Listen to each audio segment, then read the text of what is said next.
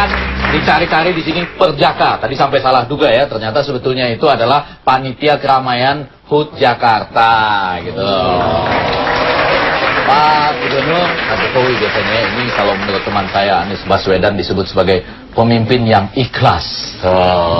Lihat sorot matanya ya dan betul Pak. Jokowi jodoh.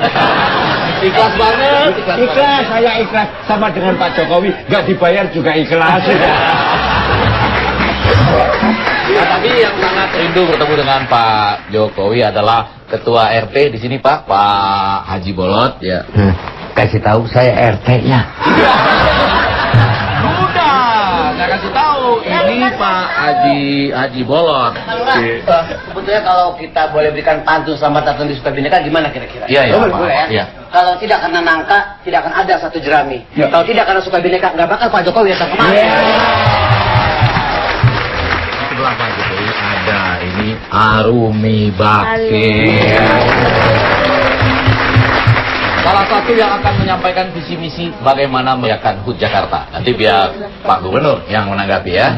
Dan di sebelah sana kita sudah tahu ya pengusaha di kampung ini ya. Boleh Pak Jokowi kita dengarkan dulu bagaimana ide-ide dari Arumi Vaksin. Ya. Masa maaf saya berdiri nggak apa ya Pak ya? Nah, jadi saya ingin bukan memindahkan juga, tapi saya ingin membuat Pekan Raya Jakarta, terutama di momen HUT Jakarta ini menjadi sangat merakyat. Saya ingin menunjuk 200 jalan di ibu kota Jakarta, dialihfungsikan menjadi pasar rakyat. Ya kan? 200 jalan. 200 jalan. Karena setiap hari Sabtu dan Minggu saja. Selama bulan Mei, Juni, Juli, kan lumayan kan pas liburan semua orang bisa berkreasi. Ada yang mau jualan jagung, kerak telur, semua segala macam bisa. Nanti akan ada lomba jual baju paling murah. Kita datang pasti.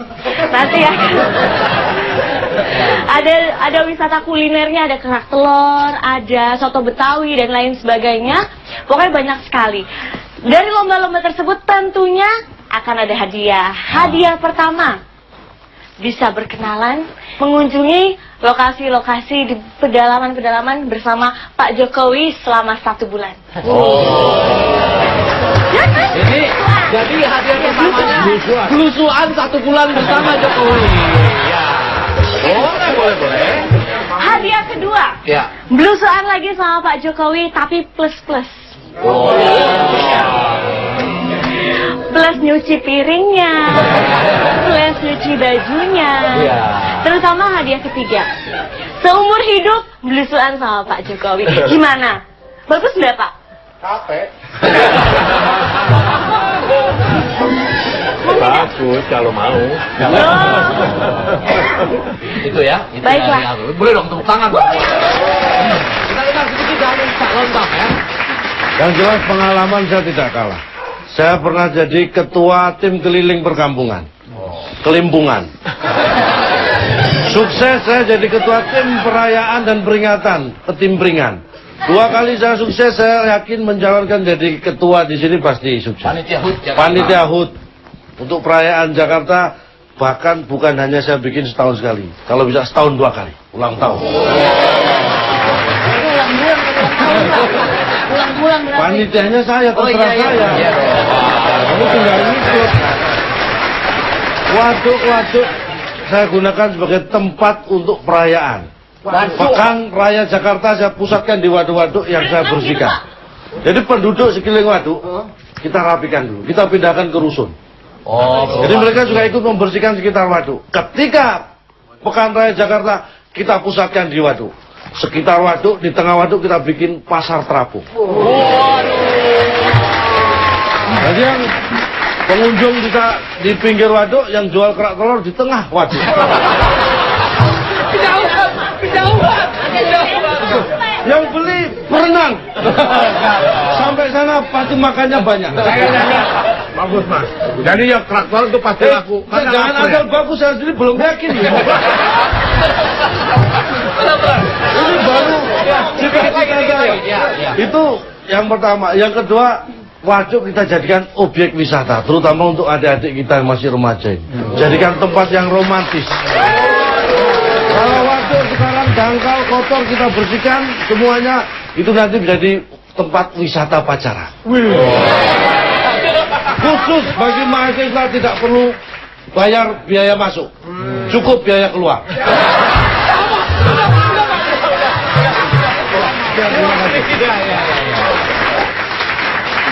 Belum lama ini PSSI yang 2, kemudian berhasil menjadi 1. Ya. PSSI-nya sudah 1, PRJ-nya 2. Sekarang ada ide-ide untuk melaksanakan HUT Jakarta demi kepentingan rakyat tadi ya, sekaligus memperindah kota. Tanggapannya Pak Gubernur? Ya, ini apa yang PRJ dulu. Iya, PRJ dulu. PRJ memang kita ingin agar yang ada sekarang yang di mana Kemayoran, ya biarlah itu sebagai sebuah pameran dagang. Tapi karena waktu saya ke kampung-kampung, ke wilayah RT RW itu, rakyat ingin agar ada sebuah tempat hiburan juga untuk pesta rakyat Jakarta setiap ulang tahunnya. Mereka minta agar digratiskan masuknya. Ada juga yang usaha-usaha rumah tangga, yang usaha-usaha kecil itu minta, Pak, jangan bayar, yang gratis ya.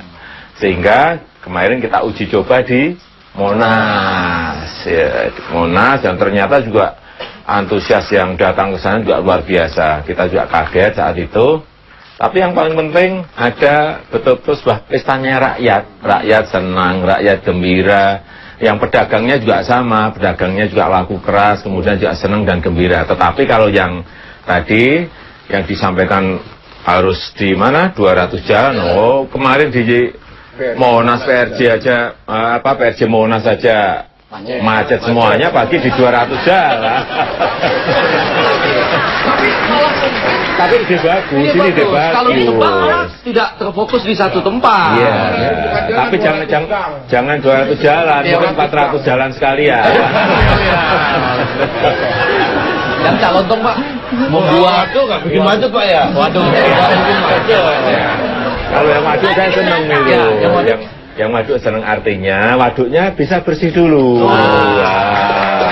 Setelah bersih ya kan, kemudian bisa kita keruk endapannya, kemudian waduknya bisa berfungsi dengan baik. Ya kalau mau dipakai untuk tempat wisata untuk remaja, anak muda, saya kira bisa nanti dilakukan. Nanti Pluit itu kayak itu kira-kira bayangannya. Tapi kalau yang kayak Cak Lontong tadi. Iya, tapi kalau idenya Cak Lontong jualan kerak telur di tengah waduk gimana?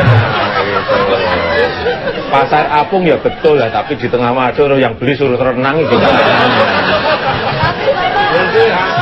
Yang pacaran di situ begitu berantem didorong, banyak pembunuhan. Enggak, apapun di tempat-tempat yang sekarang ini di tempat-tempat yang memang kita kita lihat rawan, kita tungguin satpol.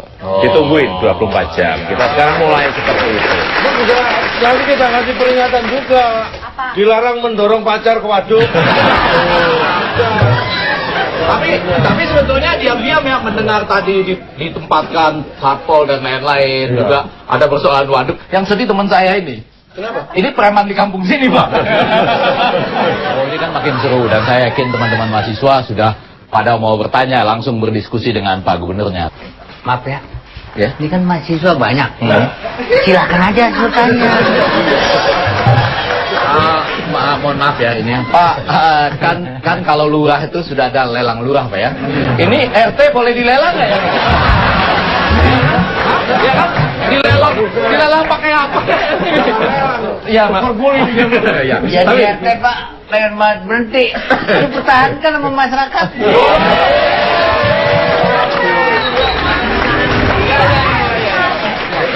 Perasaan pemilikinya. Kenapa kalau saya berhenti jadi RT saya kerja apa?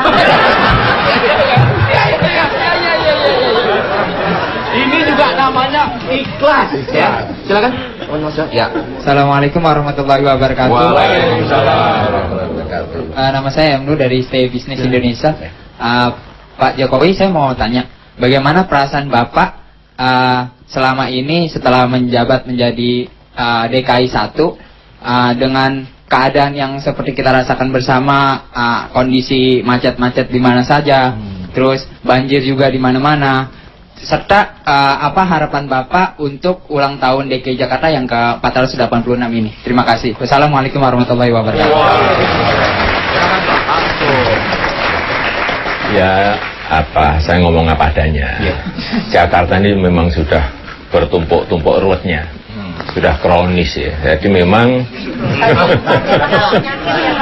ya memang harus ini, tapi kita harus optimis bisa bersama-sama dengan masyarakat bisa menyelesaikan persoalan-persoalan problem-problem itu. Tapi kan memang problem itu bisa diselesaikan butuh waktu. Contoh kayak kemacetan, nggak mungkin kita langsung bisa balik, nggak macet, nggak mungkin. Proses panjang karena memang transportasi massal di Jakarta ini dapat dikatakan belum ada. Hanya busway pun juga busnya baru kira-kira ada 40%. Yang rusak 46%. Ini kalau lagi sehat, kalimatnya bagus. Jadi kemudian yang kedua monorailnya juga sudah dimulai tapi berhenti lagi. MRT-nya sudah 24 tahun direncanakan juga belum jadi ya. Tapi ini kan kemarin MRT Mei sudah dimulai. Kemudian monorail insya Allah juga bulan ini, Juni ini akan kita mulai juga. Sehingga kita harapkan nanti monorail itu 3,5 tahun selesai. Yang Green Line sama Blue Line, yang MRT itu butuh waktu kira-kira 6 tahun selesai. Ini kan butuh waktu. Ya nanti kalau dua itu sudah jadi plus busway-nya, baru dimasuki oleh kebijakan-kebijakan genap ganjil, kemudian pajak parkir tinggi, kemudian ada electronic road pricing, masuk ke sebuah tempat tertentu harus bayar, sehingga orang mau tidak mau akan dipaksa untuk naik ke transportasi umum massal. Itu baru nanti persoalan-persoalan akan bisa diselesaikan. Banjir juga sama seperti itu. Banjir itu tidak hanya di Jakarta saja, meskipun 13 sungai yang ada di Jakarta, Ciliwung, Sanggraan, Angke, Sunter, dan lain-lainnya. Ini kami kan suka binaikannya pinggir Jakarta. Kami ikut mengirimkan banjir, Pak. Meskipun ini sudah diakui loh, harus diakui. Meskipun sudah dinormalisasi sungainya misalnya, kemudian waduknya sudah dikeruk semuanya, tapi kalau di hulunya, di atasnya tidak diselesaikan juga nggak akan selesai yang namanya banjir. Saya ini bantu itu nanti Pak. Ya. Bapak RT sudah memberitahu kepada masyarakat untuk menghindarkan banjir. Bapak mudah. Tahu, Pak RT tahu caranya. Bisa,